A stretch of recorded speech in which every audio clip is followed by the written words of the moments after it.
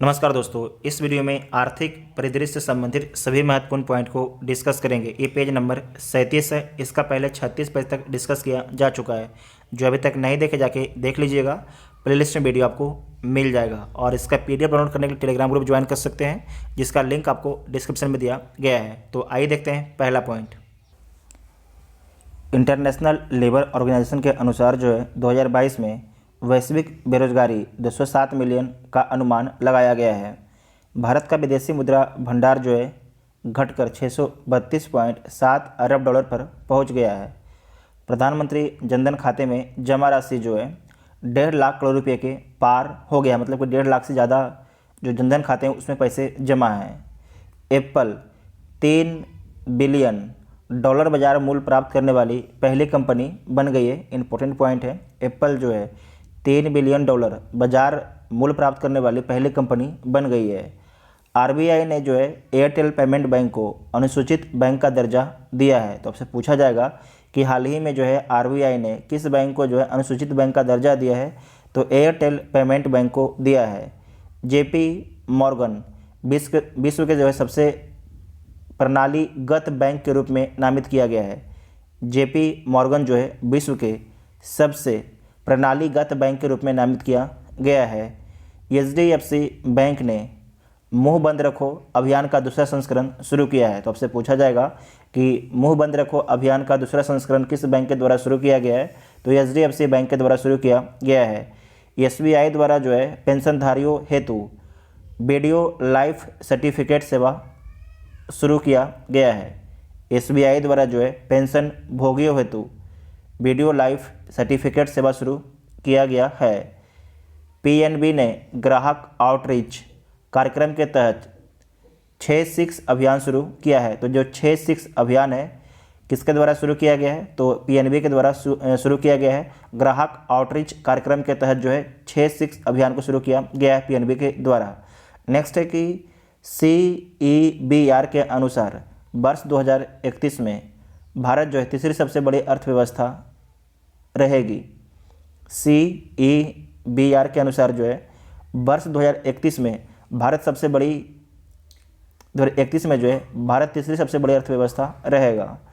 RBI ने जो है पेटीएम पेमेंट बैंक को अनुसूचित बैंक का दर्जा दिया है।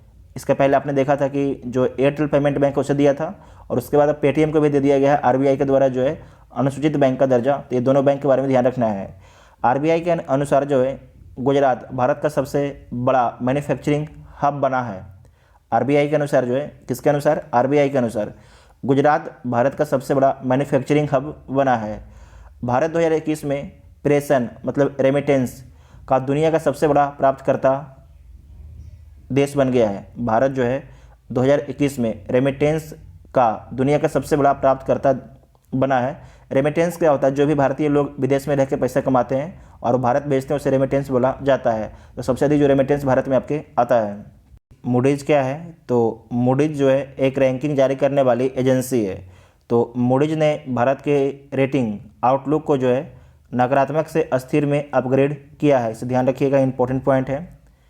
एशिया मनी ने एचडीएफसी बैंक को भारत में सबसे उत्कृष्ट कंपनी चुना है। तो किसके द्वारा चुना गया है, एशिया मनी ने जो है एचडीएफसी बैंक को भारत में सबसे उत्कृष्ट कंपनी चुना है।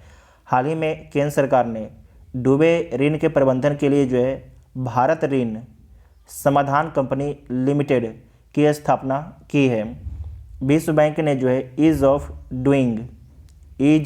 डूइंग बिजनेस रिपोर्ट के प्रकाशन को बंद कर दिया है। ये किस लिए बंद किया था, तो इसमें जो रिपोर्ट जारी किया जाता था तो रिपोर्ट में पता चला था कि जो चाइना है इसमें धोखाधड़ी कर रहा था, इसीलिए इस रिपोर्ट को बंद कर दिया गया है।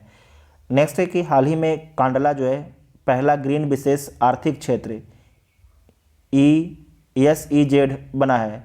तो कांडला जो कहाँ पर स्थित है, तो गुजरात में स्थित है। तो हाल ही में कांडला जो है पहला ग्रीन विशेषज्ञ आर्थिक क्षेत्र ESEZ बना है।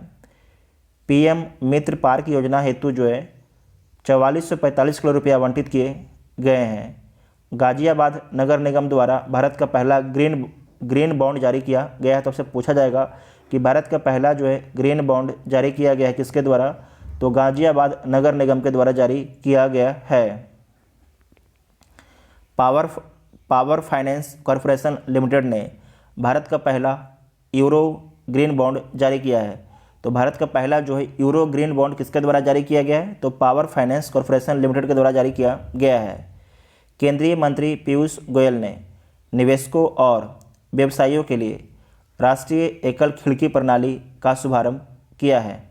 इसे दोबारा देखिएगा, केंद्रीय मंत्री पीयूष गोयल ने जो है निवेशकों और व्यवसायियों के लिए राष्ट्रीय एकल खिड़की प्रणाली का शुभारंभ किया है। वैश्विक पेंशन सूचकांक 2021 में भारत का स्थान जो है 43 देशों में 40वां स्थान भारत को मिला है। Crypto currency exchange coin DCX Bharat का पहला क्रिप्टो यूनिकॉर्न बना है। भारत का पहला जो है crypto currency exchange coin DCX Bharat का पहला जो है क्रिप्टो यूनिकॉर्न कंपनी बना है। नेक्स्ट है कि बंधन बैंक ने जो है सशस्त्र बलों और अर्धसैनिक सेवाओं के कर्मियों को जो है वित्तीय सेवाएं देने के लिए सौर सैलरी अकाउंट सेवा शुरू किया है। नेक्स्ट है कि केंद्र सरकार के कर्मचारियों के महंगाई भत्ते को जो है 28% से बढ़ा के जो है 31% कर दिया गया है। सबसे पूछा जाएगा जो कि केंद्र सरकार के जो कर्मचारी हैं उनके महंगाई भत्ते को जो है 28% से बढ़ा के कितना परसेंट कर दिया गया है? तो 28% से बढ़ा के जो है 31% कर दिया गया है। केंद्रीय वित्त मंत्री निर्मला सीतारमण ने निर्यात को बढ़ावा देने के लिए लखनऊ में जो है उभरते सितारे फंड का शुभारंभ किया है। फंड की स्थापना एग्जिम बैंक और सिडबी ने की है। कृषि उड़ान 20 योजना को नागरिक उड्डयन मंत्रालय ने शुरू किया है। तो कृषि उड़ान 20 योजना को जो है किसके द्वारा शुरू किया गया है? तो नागरिक उड्डयन मंत्रालय के द्वारा शुरू किया गया है। हाल ही में केंद्र सरकार ने दूरसंचार क्षेत्र में क्षेत्र में जो है 100% FDI को मंजूरी दे दी है। इंपॉर्टेंट पॉइंट है, फिर से बोलते हैं, हाल ही में जो है केंद्र सरकार ने दूरसंचार क्षेत्र में 100% FDI को मंजूरी दे दी है, foreign direct investment. HDFC bank ने जो है जलवायु परिवर्तन से निपटने के लिए हरित और सतत जमा HDFC बैंक ने जो है जलवायु परिवर्तन से निपटने के लिए हरित और सतत जमा ग्रीन एंड सस्टेनेबल डिपॉजिट्स की शुरुआत की है। तो उससे पूछा जाएगा कि जलवायु परिवर्तन से निपटने के लिए जो है हरित और सतत जमा की शुरुआत किसके द्वारा किया गया है? तो HDFC बैंक के द्वारा किया गया है।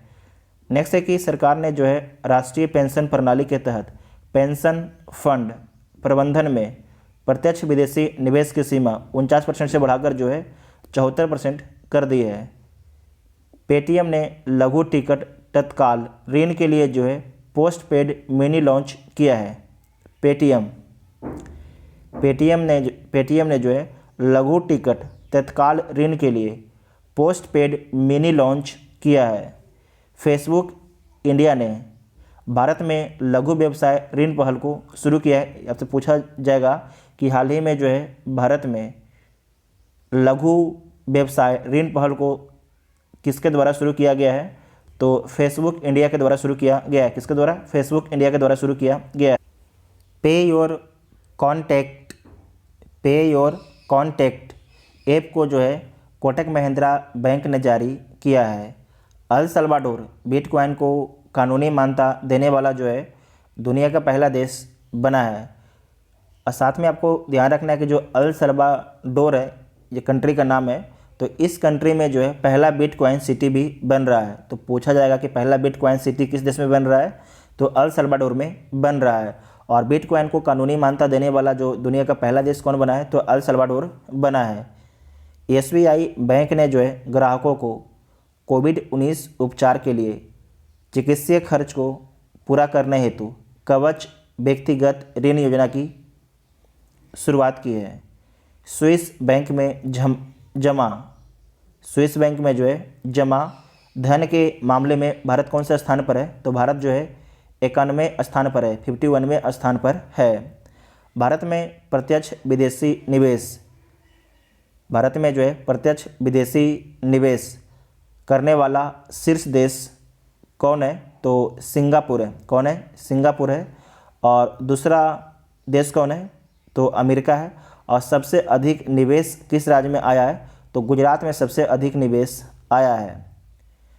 नेक्स्ट है, सिडबी ने एमएसएमई के लिए 2 ऋण योजनाएं, एक का नाम है स्वास्थ्य क्षेत्र के लिए, एक का नाम है आरोग्य, ऑर्गेनिक विकास एवं पूर्ण प्राप्ति के लिए लॉन्च की है। तो आपको ध्यान रखना है कि सिडबी जो है एमएसएमई के लिए 2 ऋण योजनाएं, एक है स्वास्थ्य, एक है आरोग्य, आपकी लॉन्च किया है।